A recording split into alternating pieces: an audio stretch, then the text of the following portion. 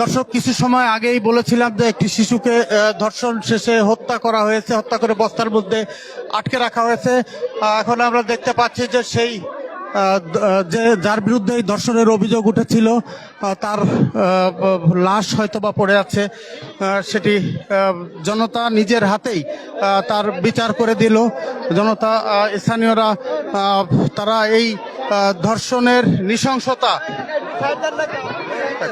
ধর্ষণের নৃশংসতা এটা কিন্তু সহ্য করতে পারেনি স্থানীয় মানুষ। শত শত মানুষ তাকে মেরে থেতলে দিয়েছে একেবারে। এবং আমরা যারা দেখেছি যে ভেতরে কি অবস্থা, ওর এখন বেঁচে আছে? না না, এখন বেঁচে নাই। না না, একবার এই তো মনে করছেন ও খুব জঘন্য একটা অন্যায় করছে।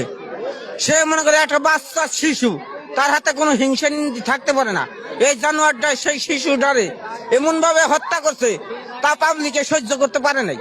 এই কারণে তারে একবারে বিদায় করে দেওয়া হইলো, যাতে কেউ এরকম আর না করে। এরকম যাতে আর কেউ না করে, সেই কাজটা করে দেওয়া হইলো রে। তো খুবই অন্যায় করছে। হ্যাঁ, খুব অন্যায় করছে। অন্যায় করে তো সাদা পাইলো, যে অন্যায় করছে এই অন্যায় সে সাদা বলে যাতে করে যাবে মারা ধরা হইলো, যাতে এরকম যাতে কেউ না করে, ওর দেয়া সবাই যাতে হেদায়ত হয়ে যায়। হ্যাঁ হ্যাঁ হ্যাঁ, এরকম সব মালিক এরকম শাস্তি হবে। দর্শক, বলছিলাম এই চর নসিপুরের যে ঘটনা, চর নসিপুরে ক্লাস 1-এ পড়ে ছোট্ট একটি শিশু, সেই শিশুটি গতকাল বিকাল থেকে নিখোঁজ হয় এবং নিখোঁজ হওয়ার পর থেকেই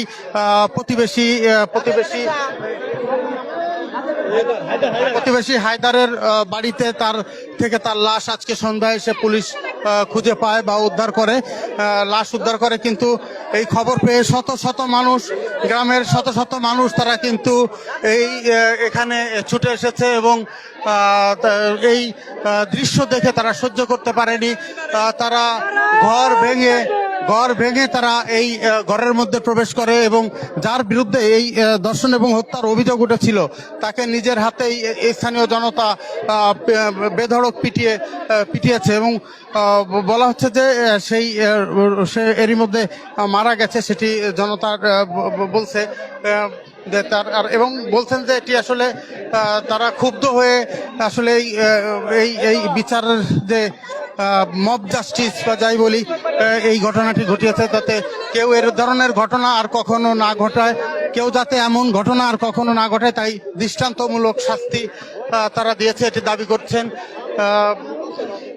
কিছু সময় আগেই কিন্তু এখানে পুলিশ চেষ্টা করেছে অনেক তাকে রক্ষা করবার, কিন্তু পারেনি। পুলিশের ব্যারিকেড ভেঙেই কিন্তু স্থানীয় জনতা শেষ পর্যন্ত এই যে হায়দার তার উপরে হামলা চালায়। গাছবাড়ি দৌলত দিয়ে এই পাশে দৌলত দিয়ে ঘাট এ পাশে যে 250 বেড 1400 তন্ন করে খুঁজছি, কোথাও পাই নাই। তারপরে যে পুলিশ আসার পর তারপরে অনুযায়ী তাদের সহযোগিতায় ইনশাল্লাহ সন্দেহ। আমি তাই বললাম যে আমার মনে একটু সন্দেহ লাগে, একটু কথা মোটামুটি উনাদের। তাকে কেন সন্দেহ করলেন আপনারা? তার সন্দেহ করলে সে হলো খালি পিছিয়ে থাকে আর খালি পাশে হাত দেয়, পিছিয়ে থাকে, কোন কথাই বলে না।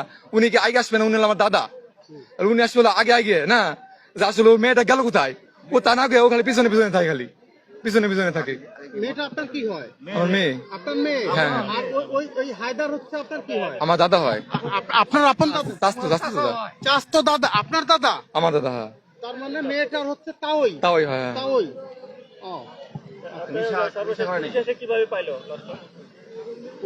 পুলিশ আসে, তারপরে ঘরের ভিতরে যায়, খুঁজতে বস্তার ভিতরে পেয়ে গেছে।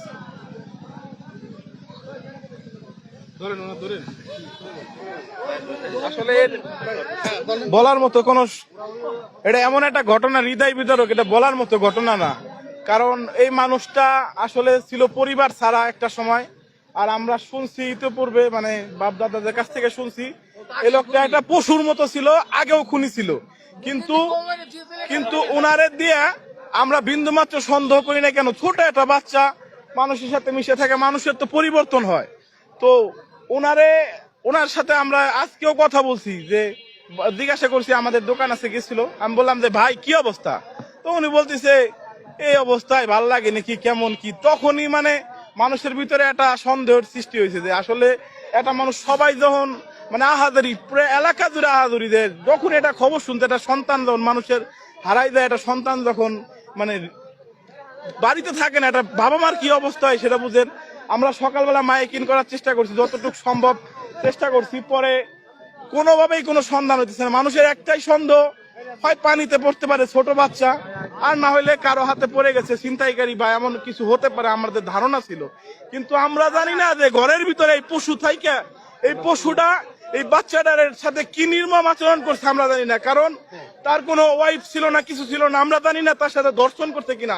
কিন্তু আমরা এইটুকুনতে খুব খুশি, আল্লাহ তাআলার যে একটা বিচার আছে, যে দর্শন করছে তার শাস্তি মৃত্যুদণ্ড, আজকে এলাকাবাসী তার উপযুক্ত শাস্তি দিচ্ছে, আমরা সকলে খুশি এবং ধন্যবাদ জানাতে চাই প্রশাসনকে। আজকে ওসি মহোদয় তিনি দুপুরের পর থেকে এখানে এসে অভিযান করে, তো অভিযান করার পরে তিনি তিল করে যে লোকটাকে আমরা যে হায়দার মোল্লা যে ভিকটিম তাকে বলে, যে তাকে বলার পরে তার সাথে কথোপকথন বলতে বলতে কথায় কথায় তার সাথে তাদের টিমটা নিয়ে তার ঘরে যেয়ে আমরা সন্ধ্যার একটু আগে আমরা সকলে যখন কথা বলতেছিলাম, তো তখন হঠাৎ করে রুমের মধ্যে থেকে একটা আওয়াজ চলে আসে যে পাওয়া গেছে। তো এইটাই হলো ঘটনা। উনি অত্যন্ত নিকৃষ্ট মনের মানুষ, একটা মানুষ যে এমন হইতে পারে সেটা ভাষায় প্রকাশ করার মতো না। আমি এই কথা থেকে বলতে চাই যে আপনারা সকলেই যে দৃষ্টান্তমূলক শাস্তিটা দেখলেন, আপনারা সকলে যদি কারো মনে কোনো এরকম নিকারজনক চিন্তা চেতনা থেকে থাকে, আপনারা এগুলা থেকে দূরে আসুন এবং আমরা সকলে যাতে ভালো থাকতে পারি